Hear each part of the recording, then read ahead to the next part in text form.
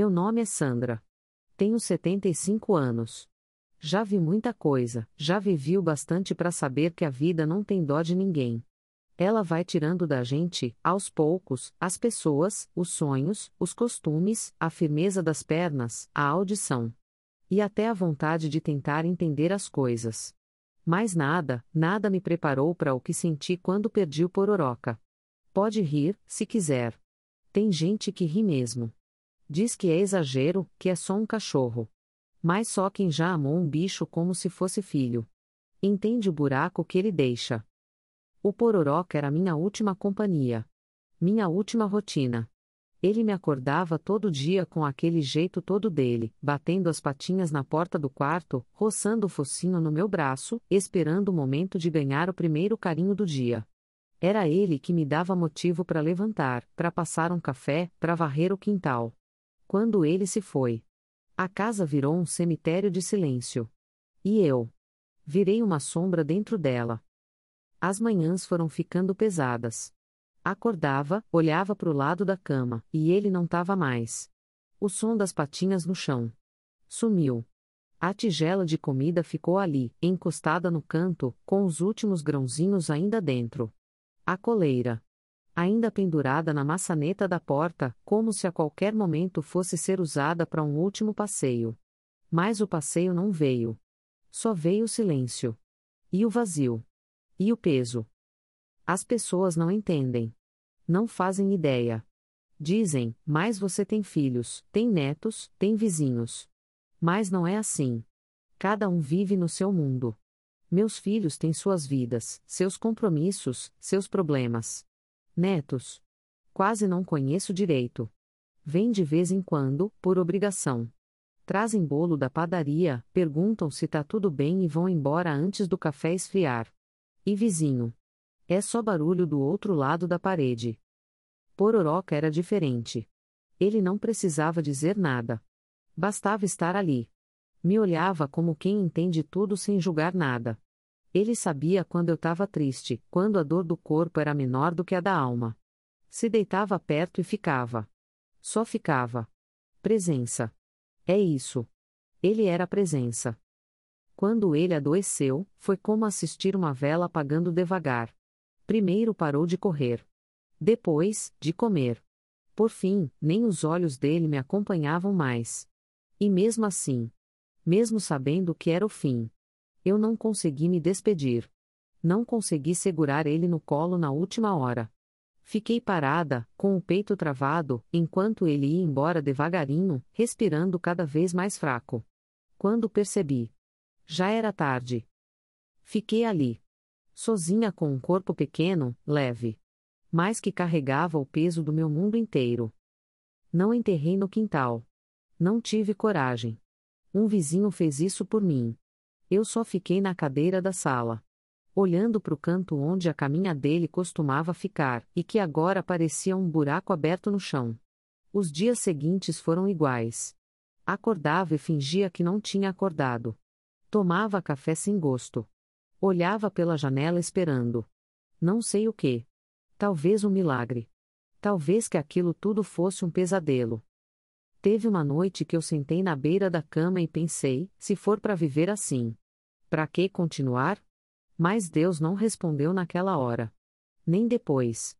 Ou talvez tenha respondido. Em silêncio. A dor da perda de um bicho é uma coisa que a gente não fala muito. Parece que é feio sofrer tanto por um animal. Como se fosse uma vergonha. Mas para mim, não era só um animal. Era tudo. Era o que sobrou. Era o último elo entre mim e o mundo. Era o único ser que me olhava como quem diz, você ainda importa. Sem ele, eu fui me apagando. E por dentro, fui sumindo. Mas naquela mesma noite, tive um sonho estranho. E foi aí que, pela primeira vez, alguma coisa dentro de mim se mexeu. Naquela noite, depois de dias sem dormir direito, fechei os olhos só por cansaço. Nem era sono. Era desistência.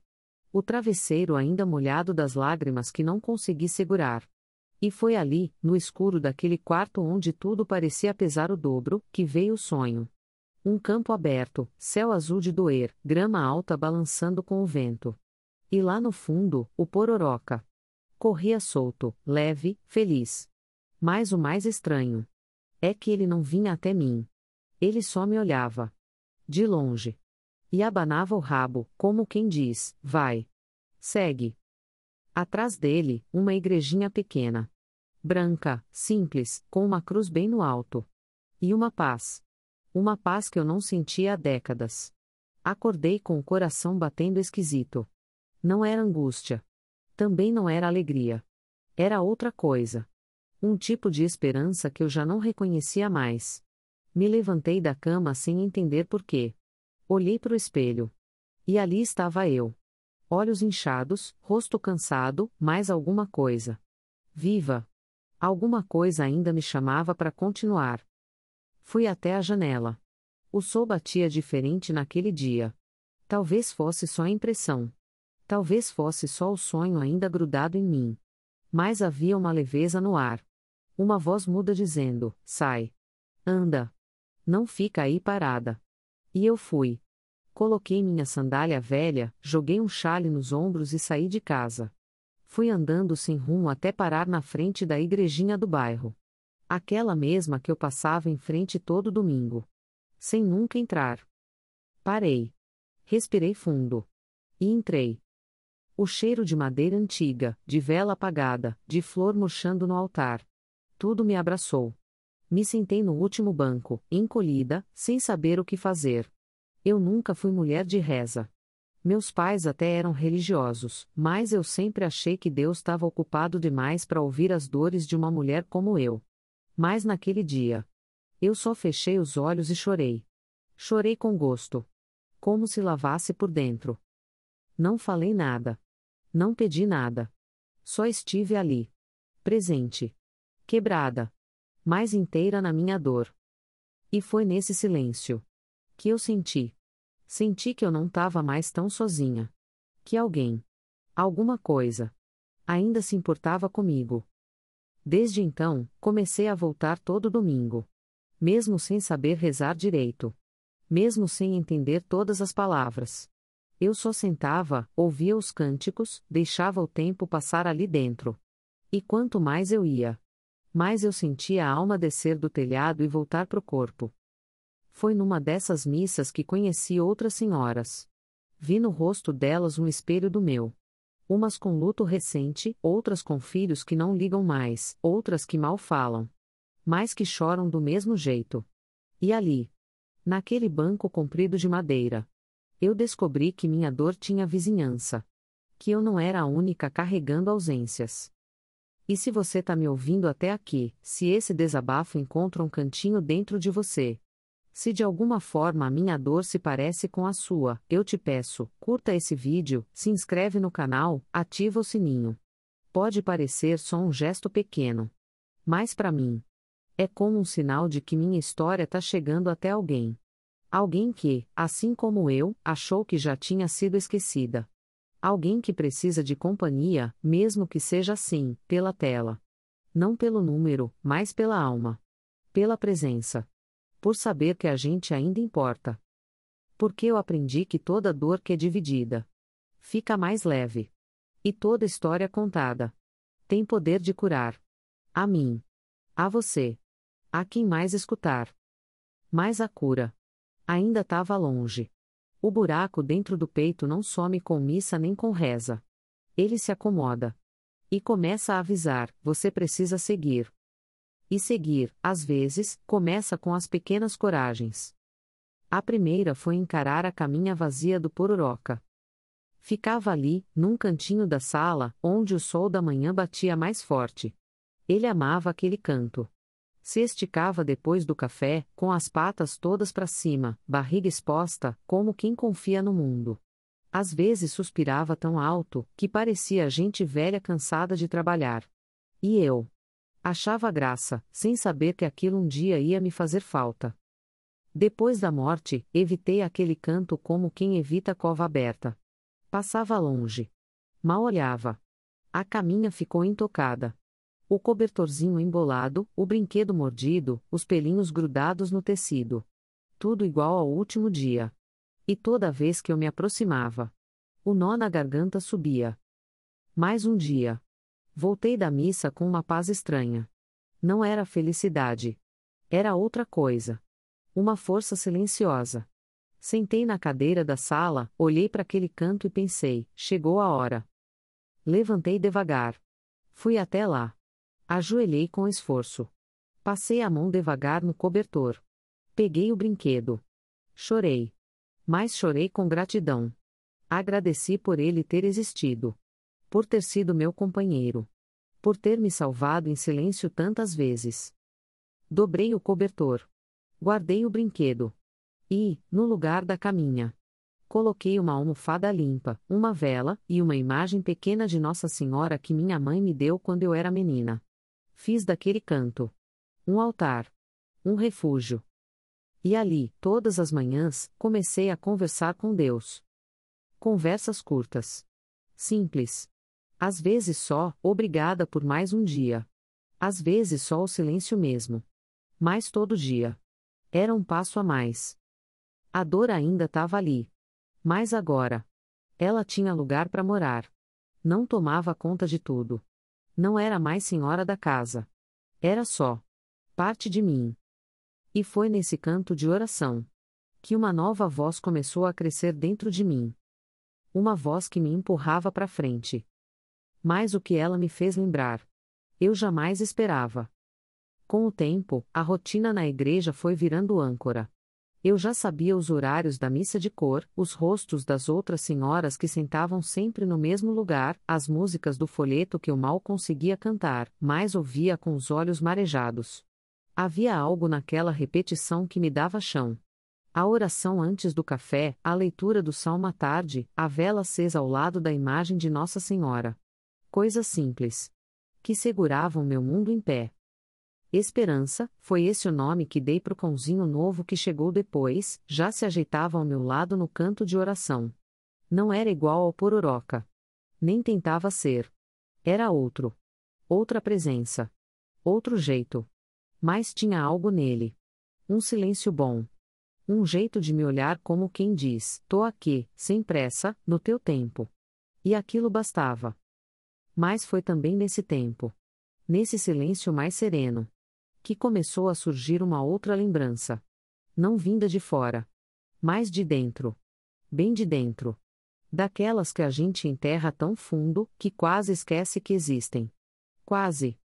Até que um dia, sentada na varanda com a Bíblia no colo, Esperança encostado no meu pé, o sol batendo fraco pelas frestas.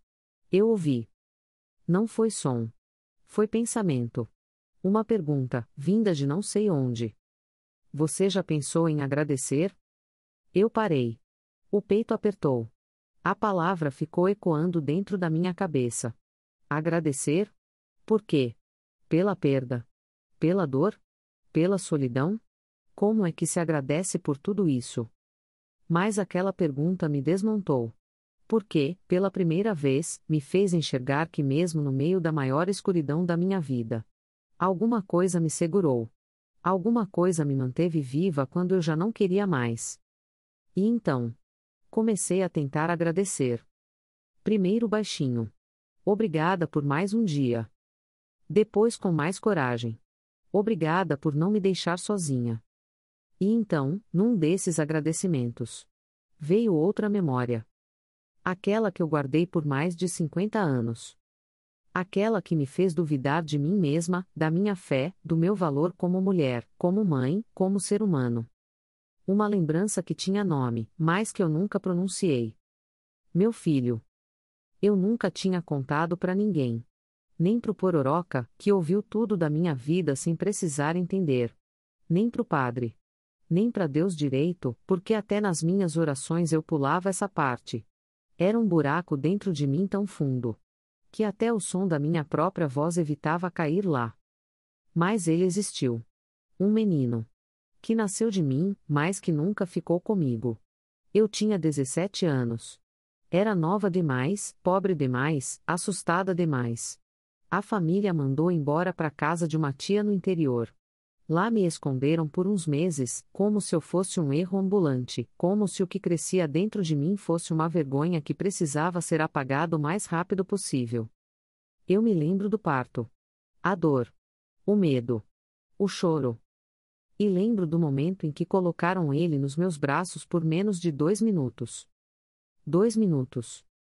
Foi tudo o que eu tive. Depois. O levaram embora. Disseram que ele teria uma vida melhor. Com uma família rica. Que era melhor assim. Que um bebê não podia atrapalhar minha juventude. Que eu ia esquecer. Mas eu não esqueci. Nunca esqueci. A vida passou. Os filhos vieram depois. O casamento.